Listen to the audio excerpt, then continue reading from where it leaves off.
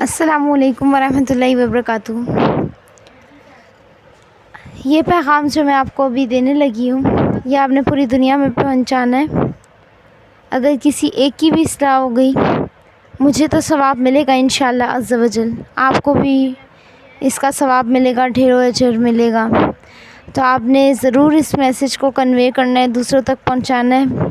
کسی ایک کی بھی اصلاح ہو گئی تو دنیا آخرت دونوں میں بھلائی ملے گی آپ کو انشاءاللہ عز و جل۔ تو بات یہ ہے کہ قرآن پاک کو ترجمے کے ساتھ پڑھنا کیوں ضروری ہے۔ دیکھیں، اگر آپ ترجمے کے ساتھ قرآن پاک نہیں پڑھتے آپ کو پیغام سمجھ نہیں آئے گا، آپ کو پتہ نہیں چلے گا کہ کیا مقصد ہے، کیا وجہ ہے۔ یہ ساری چیزیں مقصد وجہ تبھی معلوم ہوگی کہ آپ کی لائف میں چینجز تبھی آئیں گے جب آپ قرآن پاک کو ترجمے کے ساتھ پڑھیں گے۔ آپ قرآن پاک کا مقصد جان سکتے ہیں، میں آپ کو بتاتی ہوں۔ قرآن پاک حصول ثواب کے لیے نازل نہیں ہوا تھا، قرآن پاک نافذ ہونے کے لیے نازل ہوا تھا۔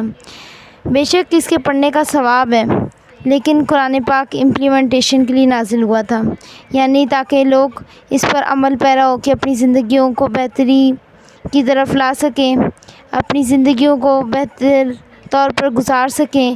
اس میں جو واقعات بیان کی گئی ہیں اس کے ذریعے لوگ اپنی زندگیوں میں سدھار لا سکیں اور اپنی زندگیوں کو بہتر بنا سکیں۔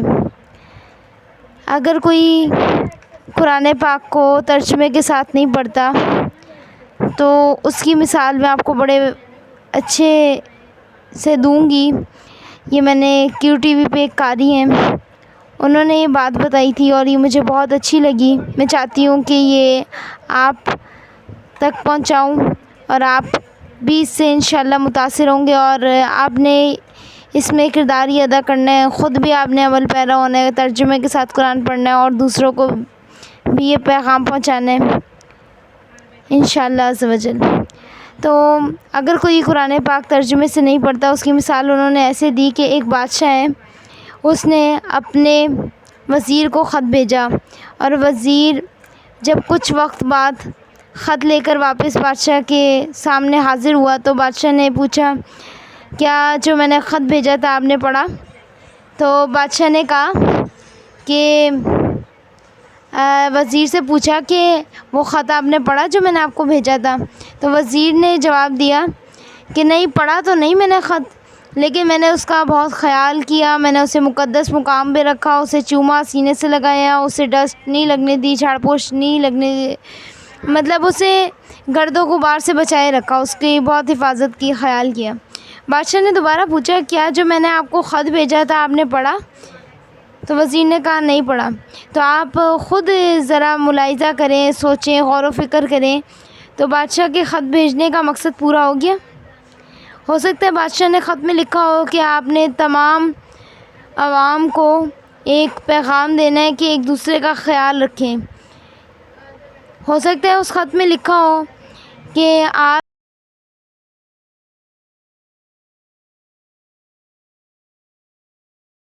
نے، ہو سکتا ہے اس میں خط میں لکھا ہو کہ اگر آپ نے کسی کی امانت لی ہوئی ہے اور واپس نہیں کی تو اسے واپس کر دیں۔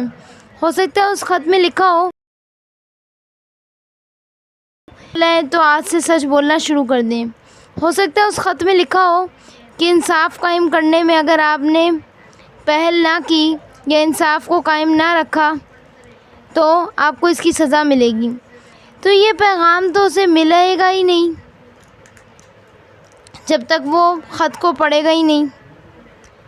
تو اسی طریقے سے یہ مثالیں تو میں نے اپنی جانب سے دی ہیں، باقی یہ جو قرآن پاک کا انہوں نے بتایا تھا کہ خط کے حساب سے کہ ایک بادشاہ نے وزیر کو خط بھیجا ہے، یہ میں نے قاری کے مطابق بتایا، جو قاری نے پیغام پہنچایا مجھ تک، آپ تک، سوشل میڈیا کے تھرو، کیو ٹی وی کے تھرو۔